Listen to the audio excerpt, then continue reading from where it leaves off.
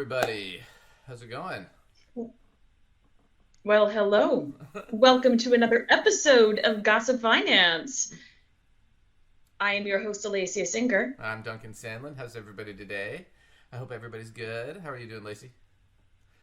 Oh, geez, you know what? I'm reeling from the super weird week in the news, and I Oh my feel god. like I'm kind of always saying that, but when you think it can't get stranger, it kind of does. Well, we got a ton of news today. If we can get to it, we'll do a personal finance clip. But I don't know that we'll be able to get to it. We're gonna just try and cram through as much as we can. So, Yeah. if you guys don't mind, we'll dive right in. So, Super Tuesday was this week, and Trump did win, but it wasn't a great victory. Nikki Haley won Vermont, which was kind of odd.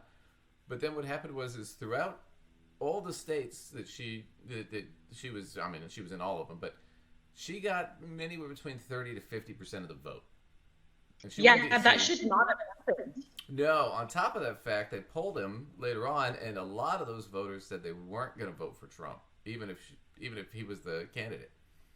So that's not good because that's him losing 15 to 20% of the Republican Party, and he needs all of them. Yeah. Yeah. So we're gonna jump into a clip here with Ben Meisalas talking a little bit about this because it wasn't a great view for him, given everything.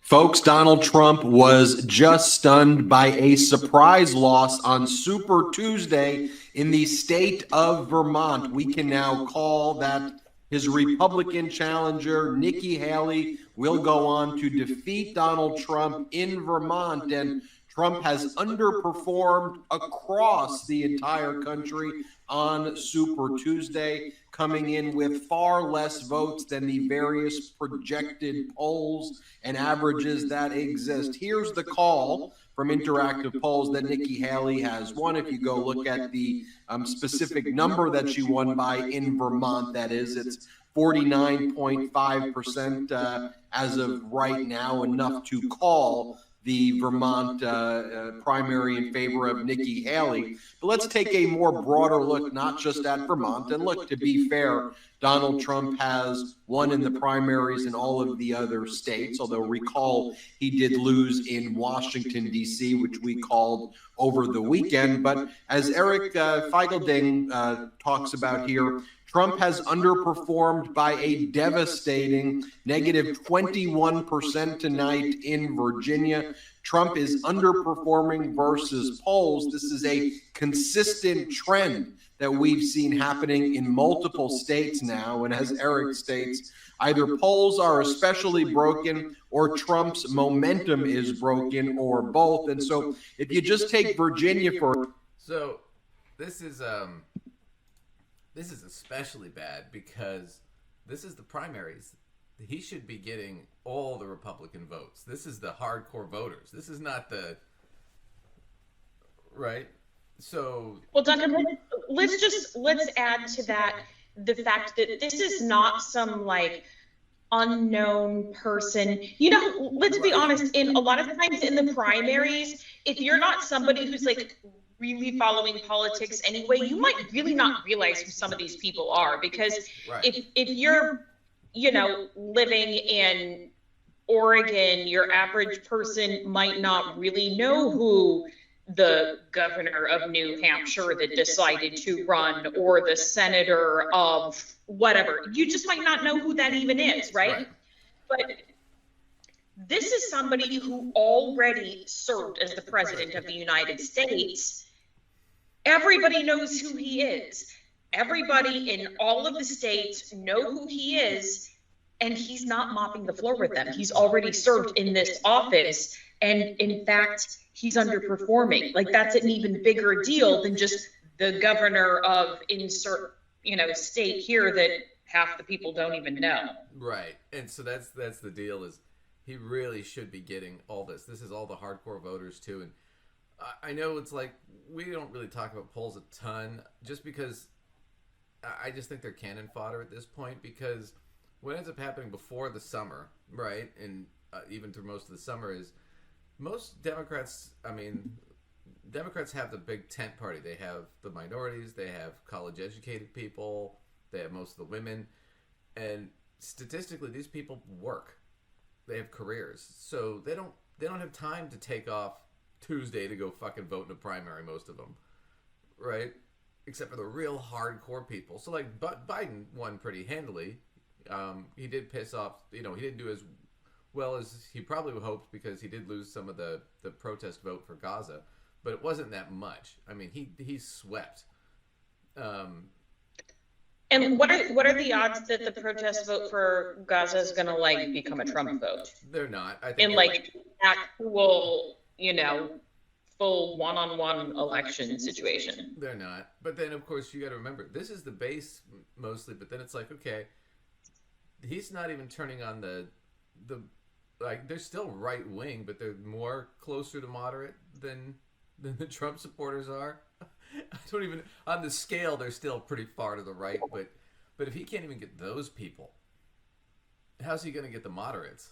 How's he going to get the independent, or the non-informed voters, right? The independent voters. He's not going to get those people.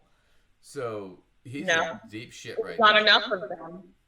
Yeah, and the Republican Party doesn't have the money to really run this year. The Democrats are raking in all the cash, which kind of tells you where everything's going. So, yeah, I mean, that was pretty much Super Tuesday from a nutshell. I mean, there's not much else to say about it other than it kind of sucked for Trump. I mean, he won, but not the victory he needed. So, we'll see. But he is doing everything he can to piss everybody off right now. I mean, flat out telling them, the moderate Republicans, yeah, we don't want you. We don't want the Romneys. We're going to kick you all out of the party shit. It's like, really? You're saying that on Super Tuesday? I mean, well, where's the strategy in that, genius? Come on now. Well, that and the more we don't have time to get into it today, but the more you see him, he's just slurring and making no fucking sense. I mean, he looks cognitively out of it.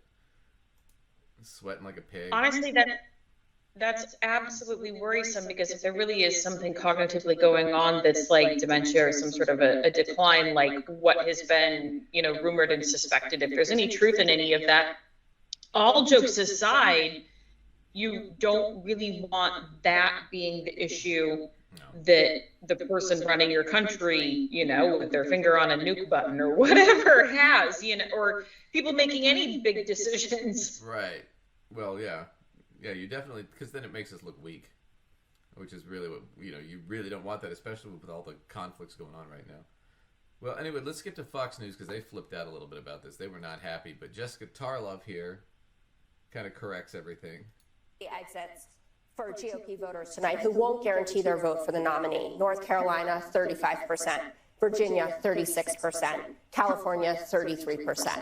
That has been consistent, that there's 30 to 50% of people who don't want Donald Trump but identify as a Republican or are voting in that primary. How can Joe Biden and his team make the case, talk about some of the things, of course, you talk about on your show, Larry, about the economy, to up those optimism numbers, which are going in the right direction, and there's always a lag from results to how you feel about it, to talk about immigration. Clearly he wants to. That bipartisan border deal is going to be a big deal at the State of the Union, and other non-traditional democratic issues. But can I just You go to So you can see they didn't really have a response to that, but I mean, she's right. Biden could actually pick up some of these people, which is, right. I mean, this is not looking good for Trump going forward in the election. We'll see. Right now, like I said, he's in some of the polls he's winning, but right now that's because a lot of the people you're getting are people with landlines, which tend to be retired older people. And the hardcore Republicans come out and vote because the average MAGA person is white, non-college educated male. Mm-hmm. It's like that's like 70 or 80% of them. Unfortunately, that's a huge voting block in this country, but it's not the voting block it was 20 years ago, where you could win with just that. You need to get women and minorities and all these other groups. So, yeah, we'll see, but... I'm not saying he's out of it or anything, but it's not looking good for him, which I'm not upset about. I'm hoping we don't have to deal with his ass again. But he did.